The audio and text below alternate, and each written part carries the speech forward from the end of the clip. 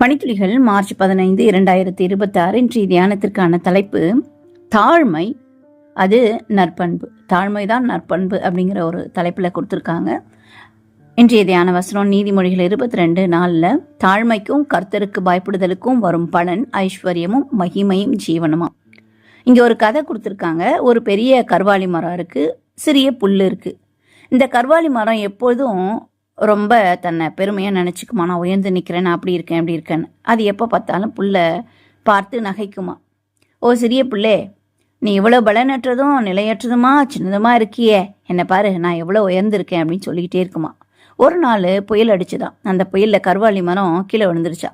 ஆனால் புல்லுக்கு ஒன்றும் ஆகலை. இந்த கர்வாலி மரம் தான் விழுந்து எழுந்திரிச்ச உடனேயே என்ன ஆச்சு அந்த புல்லுக்குன்னு பார்க்க தலையை தூக்கி எட்டி பார்த்துச்சா. ஆனால் எப்போதும் போல புல் செழுமையாக பச்சை பசேன்னு இருந்துச்சா, அதுக்கு ஒன்றும் ஆகலையாம். உடனே இந்த கர்வாலி மரம், ஏ புல்லே, இவ்வளோ பெரிய புயலில் நானே விழுந்துட்டேன், நீ என்ன எப்படி இருக்க அப்படின்னு கேட்டுச்சா. அதுக்கு அந்த புல் சொல்லிச்சான், அது ரொம்ப சிம்பிள், நான் தலையை குனிஞ்சி இருந்தேன், புயல் வர நேரத்தில் புயல் என்ன கடந்து போயிடுச்சு, அதனால எனக்கு ஒன்றும் ஆகலைன்னு சொல்லிச்சான். இது போல ஒரு சமயம் சாது சுந்தர் சிங் அவர்கள் இங்கிலாந்துக்கு பயணம் செய்து கொண்டு வந்த போது ஒரு சகோதரி அவரை பார்த்து, உமக்கு என்ன, நீர் கிறிஸ்துவை ஏற்றுக்கொண்ட பின்பு உமக்கு என்ன வரவேற்பு, என்ன புகழ் என்று சொன்னாராம்.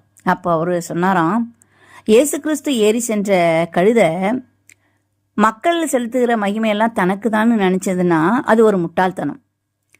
ஒருவேளை நான் மக்கள் எனக்கு தான் மகிமை செலுத்துறாங்கன்னு நினைச்சேன்னா அந்த கழுதையினுடைய முட்டாள்தனத்தை போல இருக்கும்.